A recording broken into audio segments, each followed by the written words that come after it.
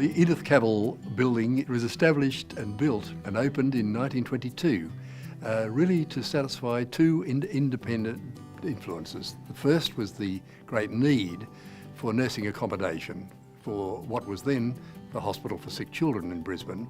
The second influence, which led to the establishment and building and ultimate naming of this very special heritage building, was a need to memorialise the life and service of nurse Edith Cavell.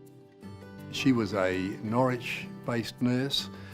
She went as a governess to Belgium when she was aged 25, and much later, at the age of 30, came back to the London hospital where she entered the nursing profession. She was then appointed as the first matron of the Berkendael Institute in Brussels. And it was there, when Germany invaded Belgium, that she set up the Red Cross Hospital in that institute. And the world knows her story. She was executed by a German firing squad, and there was an outpouring of revulsion throughout the Western world and a need to memorialise her life and service.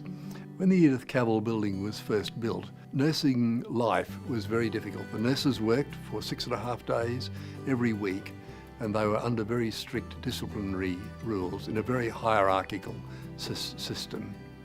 The nurses lived here compulsorily when they were working at the hospitals until the 1970s, and they were able to stay on discretionarily until the 1980s. And the building then became available for other occupants. When the University of Queensland occupied the building here, it became the executive centre for the Faculty of Medicine. And it was in this building that the executive deans of the faculty administered what became Australia's largest medical school. The Royal Children's Hospital closed in November 2014, and at that time the Edith Cavell building was empty. The nurses' quarters had become run down, but it was realised that the precious buildings on the Hurston healthcare site, and specifically the Edith Cavell building, were in great need of preservation and refurbishment. Australian Unity won the contract in 2017 to refurbish the building, to restore it as the very important heritage icon that it has become today.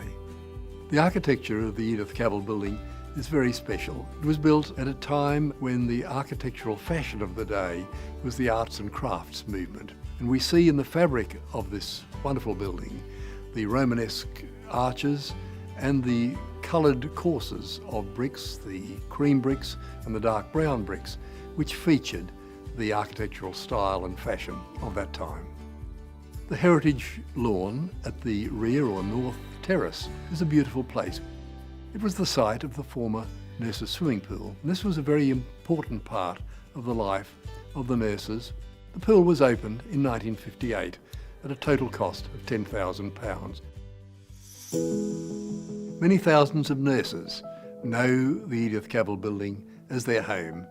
They lived here, they served in the hospitals.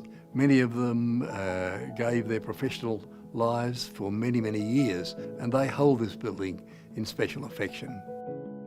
Almost all my own professional life has been based on this Hurston Quarter.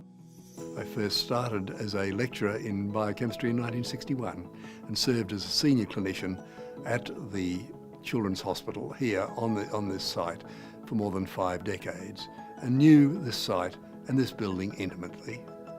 The building has been refurbished, rebuilt with great sensitivity, with heritage preservation of all its features, and it remains as a very functional heritage memorial, not only to 60 or more years of dedicated nursing service by nurses who gave much of their lives on this site, but also to the memorial to a most wonderful and brave nurse, Edith Cavell.